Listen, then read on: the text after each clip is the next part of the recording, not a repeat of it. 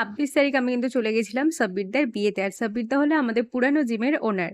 And এই যে সকালবেলা একটু রেডি সেডি হয়ে তারপরে তো আমি আমার গন্তব্যের উদ্দেশ্যে রওনা হয়েছিলাম। অনেকটা আগেই আমাদের বেরোতে হয়েছিল। অ্যান্ড গিফট কেনার কেউ ছিল না বলে আমি আর মন্টি গেছিলাম একটুখানি স্মার্ট বাজারে। তো এই লাউ পালার এই সেটটাই নিয়েছিলাম। আর এদিকে গিফট প্যাক করে তো কথা বলতে বলতে বিয়ে বাড়িও চলে এসেছি।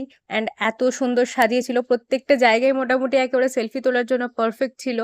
অ্যান্ড তারপরে তো একটু পেট পুজো করতেই হতো। চিকেন পকোড়া থেকে শুরু করে অনেক রকম আইটেম ছিল। আমরা তো চিকেন পকোড়াটাই ট্রাই করেছিলাম। অ্যান্ড আমার যেহেতু বাড়ি ফেরার তাড়া ছিল, তো আমি একটু ফার্স্ট ব্যাচেই ওদের সাথে বসতে গেছিলাম।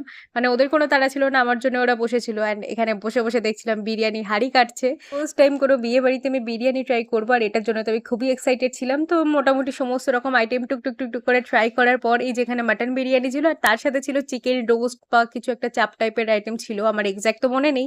তো সমস্ত রকম আইটেম খেয়ে, এই যে বিরিয়ানি আলু না খেলে তো একেবারে খাওয়াটা অসম্পূর্ণ থেকে যায় বিরিয়ানি।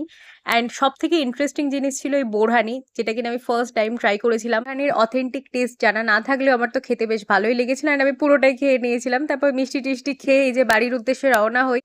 বাট যে বাড়ির উদ্দেশ্যে যাওয়ার জন্য আমি এই ফার্স্ট ব্যাচে বসে বিরিয়ানি টিরিয়ানি খেয়ে এলাম অ্যান্ড ওদেরকেও তাড়া দিলাম, সেই বাড়ি তো আমি আর সেদিনকে যেতে পারিনি, বহুত রাত হয়ে গেছিল আর ট্রেনটাও ধরতে পারিনি। তো পরের দিন ভোরবেলা একেবারে উঠে ফার্স্ট ট্রেন ধরে তো একেবারে বাড়ি চলে আসি। অ্যান্ড বাড়ি আসার পথে আমার ফেভারিট টিফিন, একেবারে ব্রেকফাস্ট যেটাকে বলে, পরোটা তরকারি নিয়ে আমি আমার পরিসমাপ্তি ঘটাই। তো দ্যাট ইজ ইট, বাই।